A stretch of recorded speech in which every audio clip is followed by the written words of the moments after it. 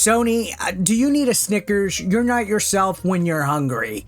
You've been making bonehead decision after bonehead decision in recent times. It seems like every month you do something brand new that makes me realize that you guys have no clue what you're doing. Today, Sony unveiled a new price change for PlayStation Plus across all the tiers. And guess what? I'm not happy about it. You're not happy about it. The gaming community is not happy about it.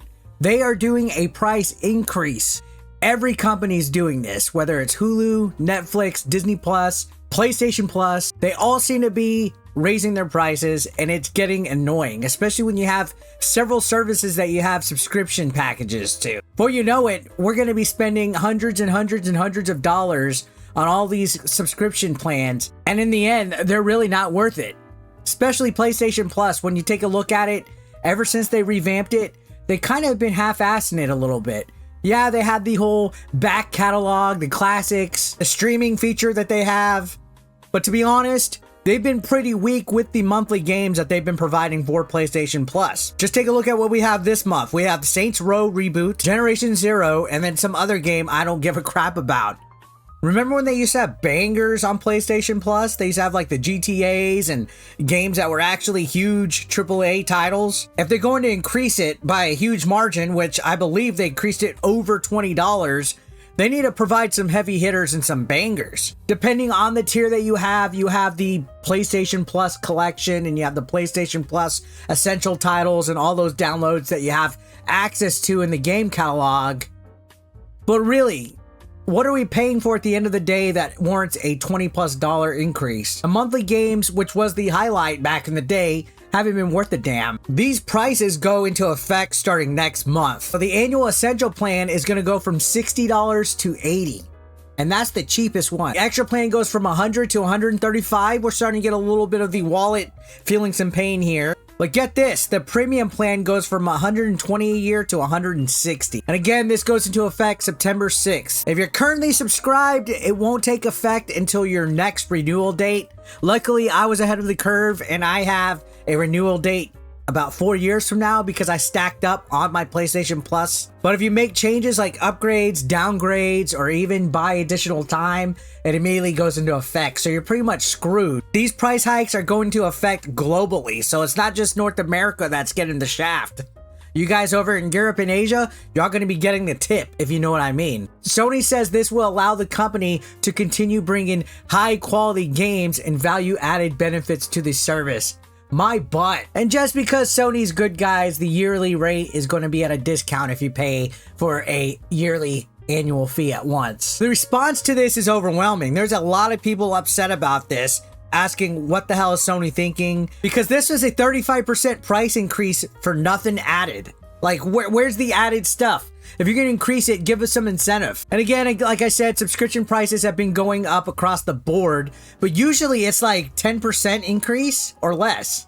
Never a huge jump. Now, in my opinion, I wouldn't be as upset if it was really only the extra or premium tier that was getting a price increase. But to increase the price on the essential, which is the cheapest one, I don't know about that. It's like, yikes, especially because you're required to purchase it in order to play online. Kind of feels like a scam, and I think this pushback against the whole PlayStation Plus price increase is completely 110% warranted. I'm not going to turn a blind eye to Game Pass. They did do a price increase with that. Game Pass increased its price by about $24 for the 12-month subscription. They also removed their dollar trials. They got rid of Xbox Gold games as well. But to be fair, the one thing that I will defend Xbox on with Game Pass is at least they've embraced the idea of day one releases like Starfield is coming out. PlayStation doesn't even offer that with PlayStation Plus. So what's the incentive? Like, this would actually feel a little bit more of an easier blow if they decided to put day one game releases on PlayStation Plus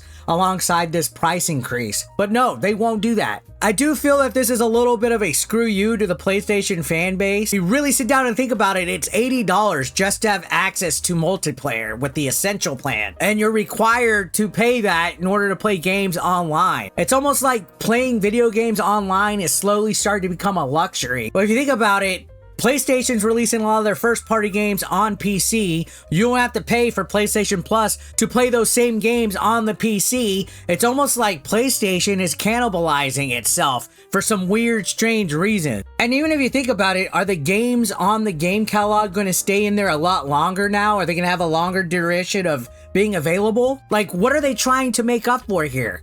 Like, well, what justifies it? Inflation? Is that the issue? Is it because Sony hasn't been releasing a lot of new games that they're not making as much money as before, so they have to counterbalance it with increasing the PlayStation Plus price? I am glad that I bought multiple 12-month subscriptions about a year or two ago. The foresight, I was like, oof. Now I'm okay for a few years, but my God, who knows how much it's going to cost then? 4 years from now, if it's already $160 for a yearly membership, this tier better not reach $200 plus in 4 years, because I will throw a big bitch fit. If you think about it, even Nintendo Switch Online, for as primitive of a service it is, at least it's worth the value in the money that it has, especially with the N64, NES, Super Nintendo libraries. This is literally not worth the price, especially for some of the trash games that they give you in the catalog and the monthly service. There's just not enough value here, in my opinion. And if I didn't have my membership stacked up, I honestly think I would cancel. Think about it. They announced a price increase while having the crappy Saints Row reboot as a headlining title for their PlayStation Plus offerings. It's almost like they are not self-aware at all. If you go ahead and look all over the internet, there's people just completely upset about this, along me. I had to talk about it because this is nuts. What do you guys think? Let me know down below. I'll see you guys on the next one. This is ridiculous. Real quick, guys, I want to give you an announcement. I have a book out. It's called From High School to Headlocks, an unlikely pro wrestling story. It's an autobiography about me. I wrote it about my 22 years experience in pro wrestling. It's available on Amazon. I'm going to have a Kindle version of it and a paperback version. The paperback version will be coming out soon, but feel free to check out the link in the description and the comments down below to check out the Kindle version. Get your copy today. It'll be a good way to support me and get to hear my journey and my story. It's actually really interesting. I tell a lot of funny stories. I also talk about some heartbreak and mistakes that I've made along the way. And I give stories about former WWE guys that I've wrestled, like Viscera and Marty Jannetty, even Hacksaw Jim Duggan and Jerry Lawler. So guys, check it out. Again, I'm very proud of this. I hope you guys enjoyed. If you do read the book, feel free to leave a review on the Amazon page. Thank you so much for the support.